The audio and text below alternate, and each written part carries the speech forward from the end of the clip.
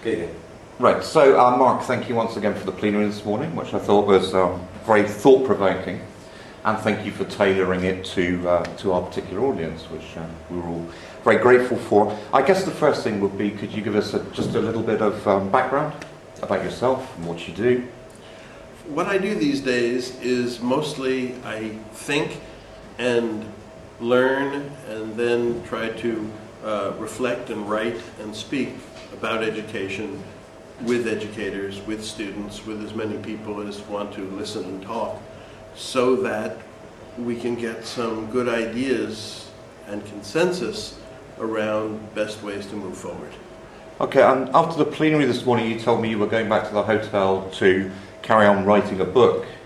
Can we get an advance on what that book's about, or is it still a trade secret? It's not a trade secret at all. Okay. The book is for Corwin Press. It's a book about partnering with your students, and I was asked to write it based on the article that I wrote for Bechtel last year, or the year before, where I talked about how, in my view, the role of the student is to use the technology, and the role of the teacher is to provide the quality control and the rigor and the right questions and the context.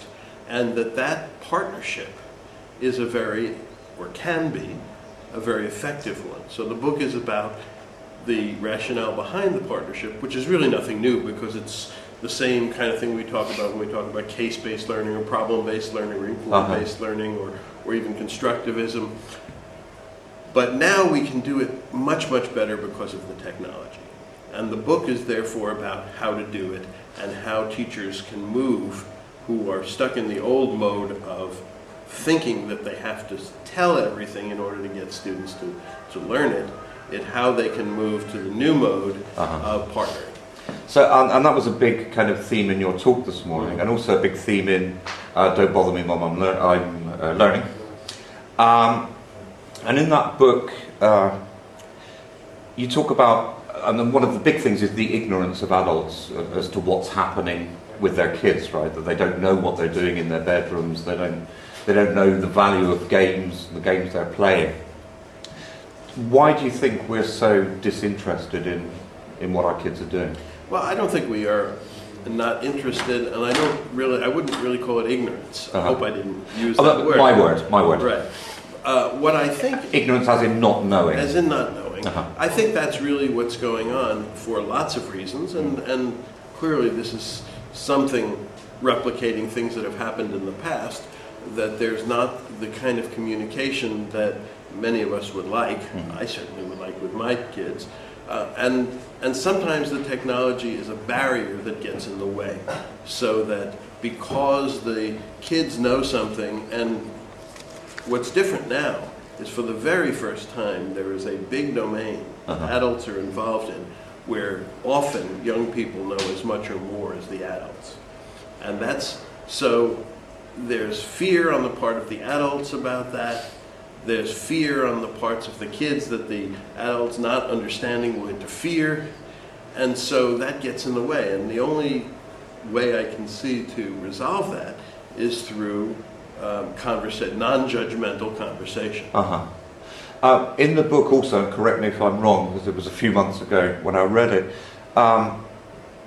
you talk about the fact that kids now have lots of access to lots of teachers. I mean, they have a global community of teachers. Do you think that that's a problem, that the teachers fear losing control to the sort of the social teachers on the web, and that's why they don't engage so much with the technology? It's a fear of losing the kind of sage on the stage. Well, loss of control is a big fear for many teachers, but I don't really think it has to be. I think that there are other ways to interact with people besides controlling them from the top, many of which are much more productive.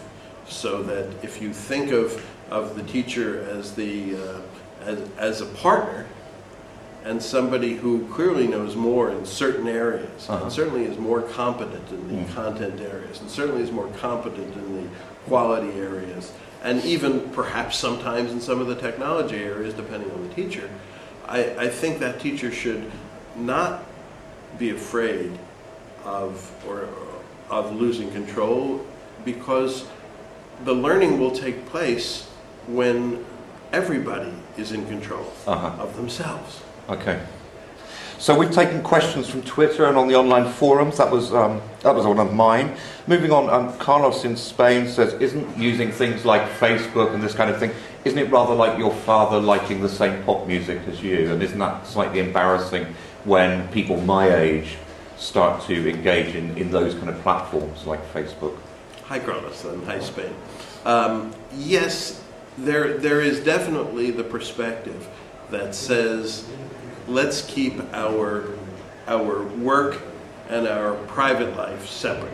And we do that in business. We always talk about don't mix your business life and your personal life. Yeah. So that's something that some people, young people, feel that I would rather keep this as my private space.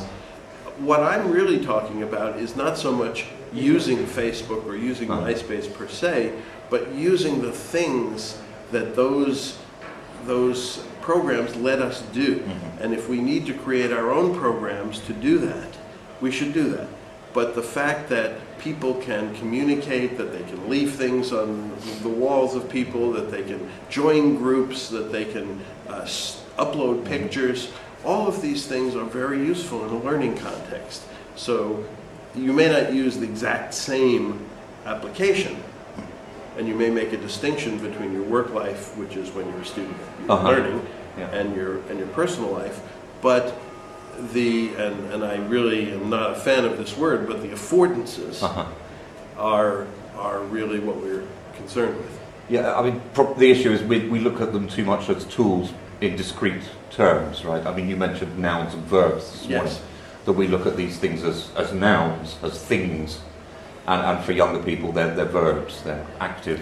Yeah, and that's something I'm thinking about a lot in my new book, and I'm trying to think about all the verbs that are concerned with learning, and that trying to get teachers to think in terms of what verbs are applicable, not just what content, but what do we want people to be able to do, and then to try to say, well, there are lots of ways to do this. We used to do this by telling, but maybe there are new ways to do it now. There are new nouns, and always with the idea that there will always be new ones and better ones.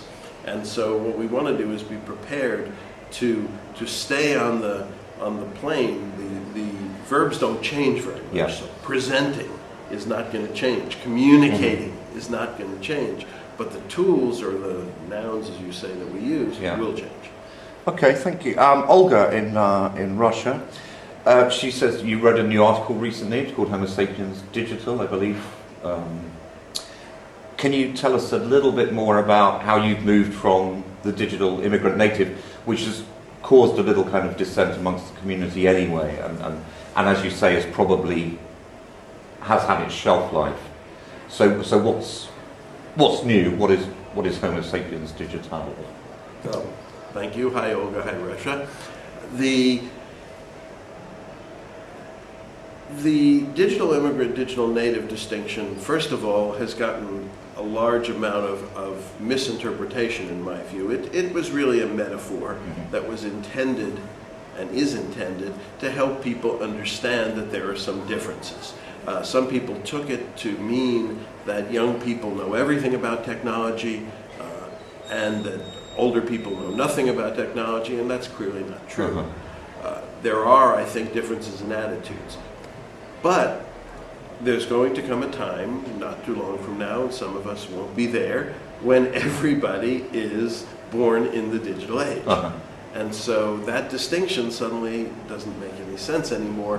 What should we do? How should we distinguish between people who use this stuff well and people who don't? And one distinction that I've come up with is the idea of trying to have digital wisdom. And digital wisdom means that you use the brain for what the brain really does well, and for the things that the brain doesn't do as well, and there are many of those, we can enhance that with technology. And some people have problems with enhancing, but I think that the unenhanced person is just not going to be able to do as much and go as far as the enhanced person.